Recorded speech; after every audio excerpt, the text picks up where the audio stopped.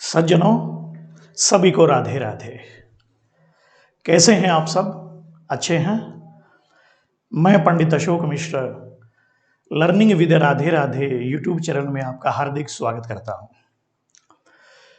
सज्जनों, एक बहुत ही सुंदर प्रश्न हमारे सामने है। क्या राम और कृष्ण एक ही तत्व हैं? क्या राम और कृष्ण एक ही तत्व हैं? तो बड़ा ही सुंदर प्रश्न है और युवा पीढ़ी के लिए भी जो है बहुत इंपॉर्टेंट प्रश्न बनता है ये।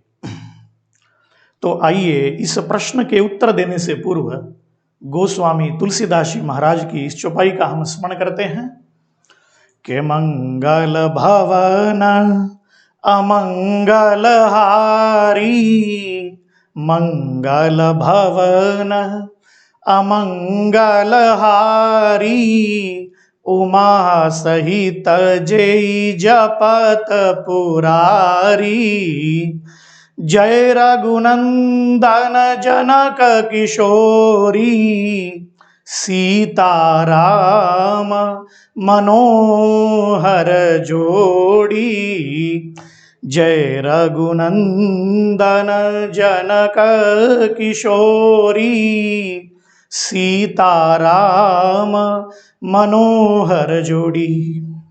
बोलिए सियावर रामचंद्र भगवान की जय। तो सज्जनों, बहुत ही सुंदर प्रश्न है। क्या राम और कृष्ण एक ही तत्व हैं? तो वेद भगवान कहते हैं एकम सद विप्रा बहुधा वदंती, एकम सद विप्रा बहुधा वदंती, अग्निम यम मातरिश्वानमाहु, कि वह परम तत्व एक ही है और उस एक परम तत्व को विद्वान लोग अनेक नाम और अनेक रूपों से व्यक्त करते हैं। संत भी ऐसा ही कहते हैं कि हर देश में तू, हर वेश में तू, हर देश में तू, हर वेश में तू, तेरे नाम अनेक तू एक ही है। हर देश में तू, हर वेश में तू, तेरे नाम अनेक तू एक ही है। सागर से उठा बादल बनकर, सागर से उठा बादल बनकर, बादल से फिर बरखा बनकर, फिर नहर बनी नदियां गहरी, फिर नहर बनी नदियां गहरी, तेरे भिन्न प्रकार तू एक ही है। तो गॉड इज वन, ईश्वर एक ही है। उसे जल कहो, समुद्र कहो, नहर कहो, नदी कहो, है तो जल ही, है तो एक ही। तो एकम सद विप्रा बहुधा वदंती।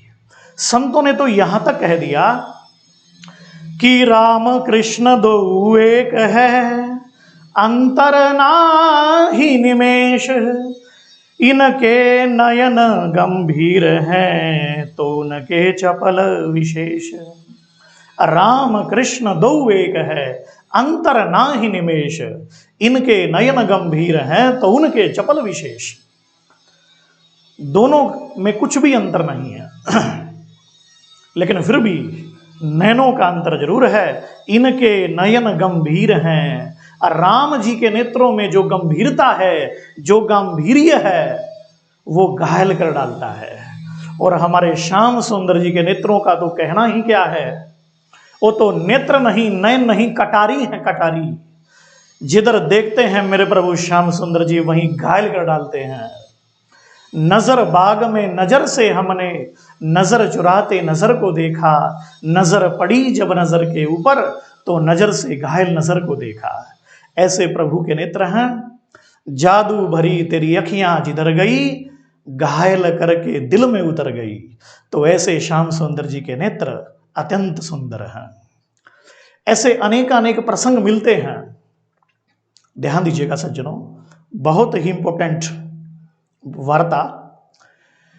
एक समय वर्णन मिलता है कि यमुना के तट पर, यमुना जी वृंदावन में बह रही हैं, तो वहां एक राम भक्त और कृष्ण भक्त दोनों के बीच मधुर विनोद आरंभ हुआ। राम भक्त बोले कि यमुना जी के इस तट पर हमारे अवधेश राम जी के घोड़े चरेंगे, और वहीं कान्हा जी के भक्त बोले कि हमारे कान्हा जी की गैया यहां पे चरेंगी। और दोनों के बीच देखते देखते विवाद इतना बढ़ गया कि स्वयं भगवान को प्रकट होना पड़ा।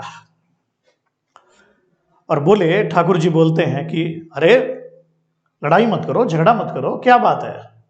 यमुना जी बह रही हैं, यमुना जी के दो तट हैं, एक तट पर आपके राम जी लला के, आपके राम लला के घोड़े चर लेंगे, और दूसरे तट पर आपके कान्हा जी की गैया चर लेंगी। तो ऐसा अनेक मधुर मधुर विनोद संतों में प्राय देखने को मिलता है। इसका उल्लेख एक बार ऐसे ही नाभादास जी के भक्तमाल में भी मिलता है। संत नाभादास जी ने 200 भक्तों की माला बना करके भक्तमाल लिखा और गोस्वामी तुलसीदास जी महाराज को आमंत्रित किया कि गोस्वामी जी आप मंदिर में आइए और व्यासपीठ पर बैठ करके हमको कुछ सत्संग लाभ प्रदान करिए। तो गोस्वामी तुलसीदास जी महाराज जैसे ही मंदिर में आए, वृंदावन पहुंचे, तो नाभादास जी हंसते हुए बोले, गोस्वामी जी यहां तो आपको बांके बिहारी को ही प्रणाम करना पड़ेगा। और बस ये सुनते ही गोस्वामी तुलसीदास जी महाराज, अब देखो जानते तो हैं कि दोनों एक ही हैं, पर तुरंत उनके मुख से एक दोहा निकला और वे श्याम सुंदर त्रिभंग ललित मुरली मनोहर माधव की सुंदर छटा को देखकर क्या बोले कि कहा कहूं छवि आज की भले बने हो नाथ, पर तुलसी मस्तक तब नवे जब धनुष बाण हो हाथ। कहा कहूं छवि आज की भले बने हो नाथ, पर तुलसी मस्तक तब झुके जब धनुष बाण हो हाथ। कि प्रभु हो तो आप मेरे राम ही, तनिक भी अंतर नहीं है, परंतु रूप स्वभाव में तो प्रभु अंतर है। कहाँ तो वह सीधा सादा सरल राजसी वेश श्री राम जी का, और कहाँ यह 3 स्थानों से त्रिभंग ललित मुरली मनोहर माधव रूप लिए खड़े हो प्रभु। गर्दन भी टेढ़ी है, कमर भी तिरछी है, पैर भी टेढ़े रखे हुए हैं। प्रभु हो तो आप वही, पर मैं आपको प्रणाम नहीं करूंगा। यदि आप तुलसी से प्रणाम करवाना चाहते हो तो आपको हाथों में धनुष बाण उठाने पड़ेंगे। और इस प्रकार गोस्वामी तुलसीदास जी ने हठ किया। अब मंदिर में चमत्कार हो गया। भक्त के हठ को देखकर भक्त की प्रार्थना भगवान ने स्वीकार कर ली और बोले, मुरली मुकुट छुपाय के नाथ भय रघुनाथ, और तुलसी मस्तक तब नवा जब धनुष बाण हुआ हाथ। इस प्रकार मुरली मुकुट छुपाय के नाथ भय रघुनाथ, और तुलसी मस्तक तब झुका जब धनुष बाण हुआ हाथ। तो हाथों में प्रभु के धनुष बाण आ गया। बोलिए सियावर रामचंद्र भगवान की जय, तुलसीदास जी महाराज की जय हो।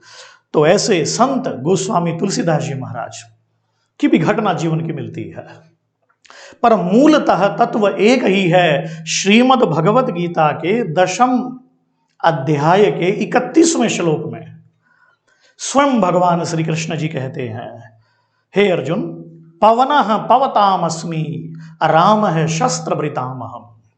कि हे अर्जुन, मैं पवित्र करने वालों में वायु हूं और शस्त्रधारियों में राम हूं। तो मैं ही राम हूं। एते चांश कला पुंसः कृष्णस्तु भगवान स्वयं। श्रीमद् भागवत में भी कहा गया है। तो राम और कृष्ण दोनों पूर्ण ब्रह्म हैं। राम जी का जो चरित्र है वो अति पवित्र है और कृष्ण का चरित्र महाविचित्र है। राम जी ने जो है, यह भी एक विशिष्ट बिंदु है, वेदों में जिस परम तत्व का वर्णन नेति नेति कहकर किया गया है, वही दशरथ और कौशल्या जी के घर राम बन करके प्रकट हुआ, और वही वेद का परम तत्व देवकी और वसुदेव के घर कृष्ण बन करके प्रकट हुआ। पर मूलतः तत्वतः दोनों एक ही हैं।